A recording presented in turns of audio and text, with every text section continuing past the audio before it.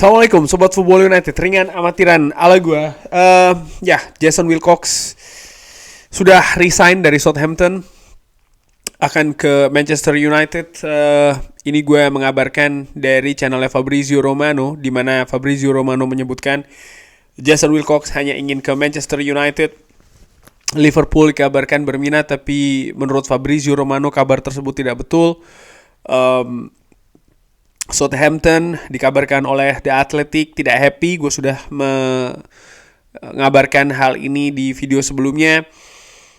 Jason Wilcox sudah resign, tapi kapan Jason Wilcox akan bergabung di Manchester United sampai dengan sejauh ini masih belum pasti. Tergantung bagaimana Manchester United. Kalau Manchester United menyanggupi angka yang diinginkan oleh Southampton, maka Jason Wilcox akan bisa berada di Old Trafford lebih cepat. Kalau tidak, maka harus menunggu 12 bulan. Karena masa notice period dari Jason Wilcox ini ternyata 12 bulan. Fabrizio Romano juga menyinggung terkait dengan Dan Ashworth yang juga kapan akan ke Manchester United ini masih akan tergantung situasi negosiasi Manchester United dengan Newcastle United. Saat ini Dan Ashworth masih dalam periode gardening leave. Dia masih statusnya sebagai sporting director dari Newcastle, tapi sudah tidak lagi bekerja di Newcastle United. Jadi betul-betul vakum, bisa dikatakan demikian. Nah, namun yang ingin gue bahas dalam video kali ini adalah di video dari Fabrizio Romano. Fabrizio Romano menyebutkan bagaimana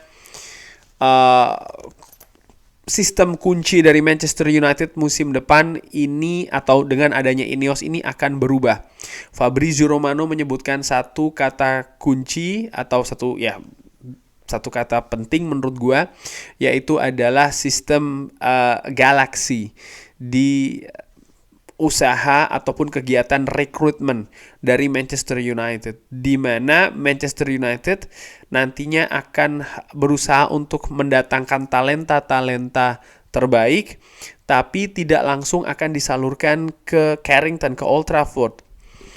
Jason Wilcox yang nantinya juga akan bertanggung jawab lebih di kegiatan rekrutmen Manchester United ya, ini tidak hanya akan langsung mencari pemain untuk Manchester United secara direct. Tapi ada dua klub yang disebutkan, yaitu adalah Lausanne dan juga OGC Nice. Dua tim yang dimiliki oleh Ineos. Di video gue beberapa waktu yang lalu gue sempat menyebutkan hal ini ya.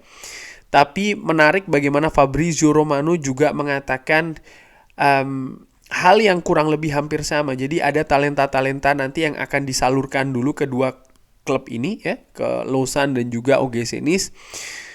Jika memang talenta tersebut terbukti, baru akan ke Old Trafford. Jadi diharapkan memang Old Trafford ini atau Manchester United ini akan menjadi tempat di mana talenta-talenta terbaik yang sudah ditempa di OGC Nice maupun di Lausanne baru akan ke Manchester United.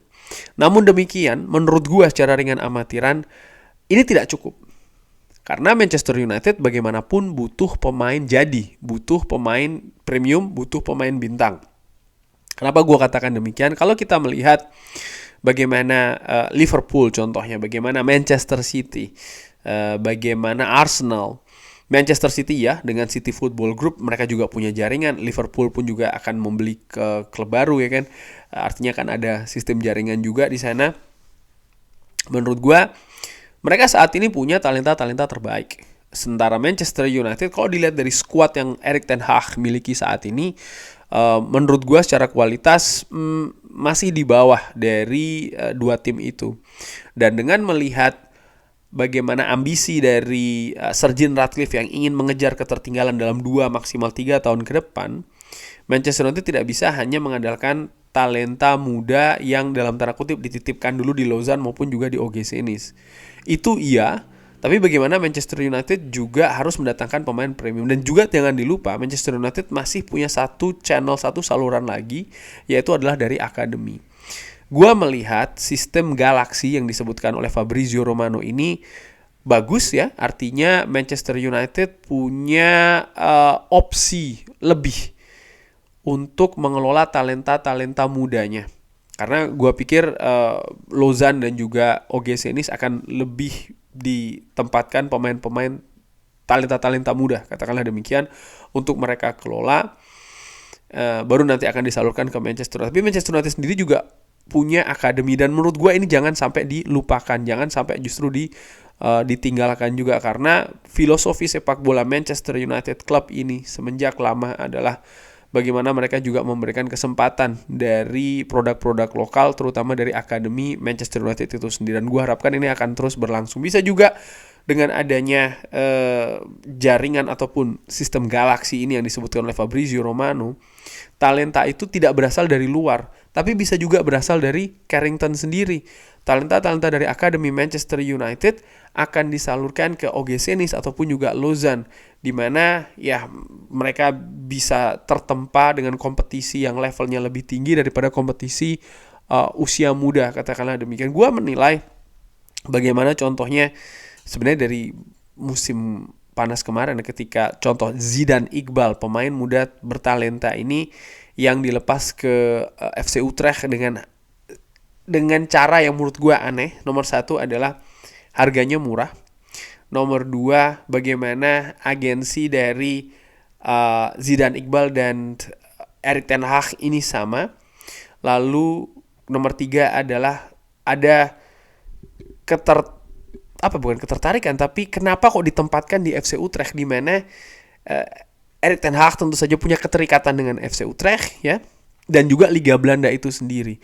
Gua berpikir ini bisa jadi seperti kayak dalam tanda kutip menciptakan klub satelit sendiri gitu loh. Tapi tentu saja tidak langsung secara berhubungan, karena memang ya pemilik dari FC Utrecht dan Manchester United kan berbeda. Dan pada saat itu proses penjualan Manchester United kan belum jelas nih dengan Ineos ya kan. Dari situ gue tetap berpikir oke, ini dan juga pemain-pemain lain yang mungkin dilepas ke tim ataupun ke klub yang ukurannya lebih kecil dengan harga mungkin lebih rendah. Nah di situ gue berpikir apakah ini Manchester United ataupun manajemen Manchester United pada saat itu ingin menciptakan seperti kayak ya klub jaringan ataupun sistem galaksi yang tidak ada keterikatan ya secara langsung.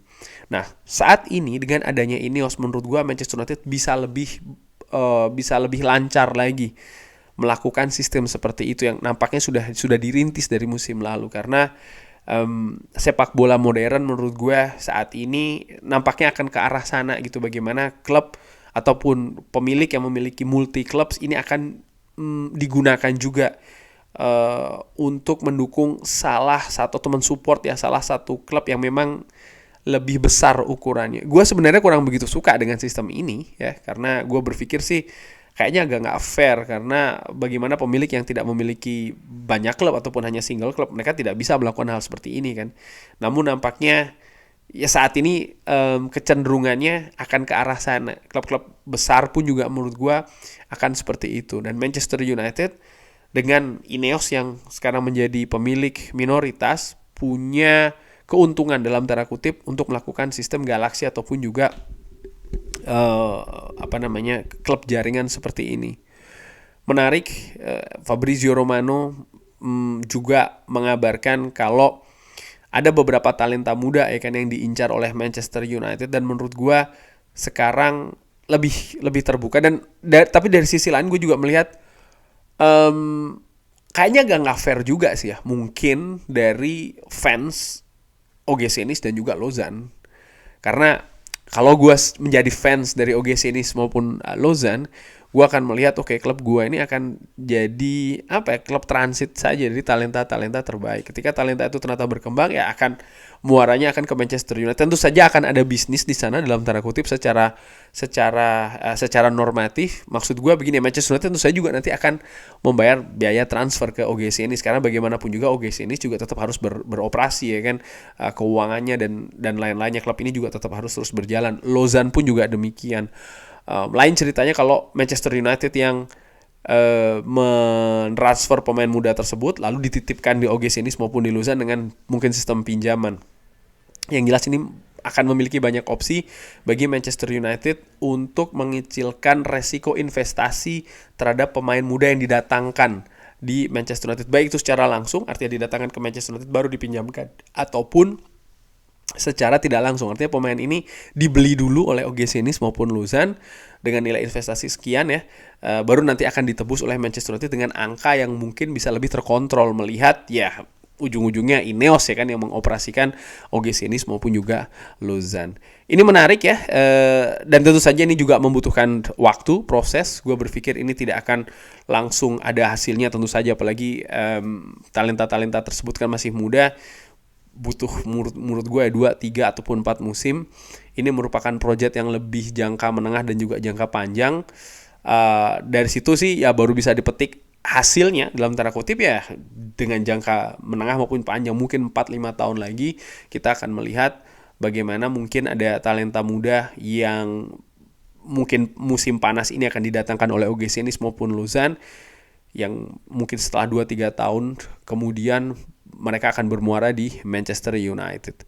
Bagaimana menurut Sobat Football United sistem seperti ini? Bisa drop di kolom komen. Terima kasih sudah menyaksikan. Jangan lupa like, subscribe. Wassalamualaikum warahmatullahi wabarakatuh. Thank you.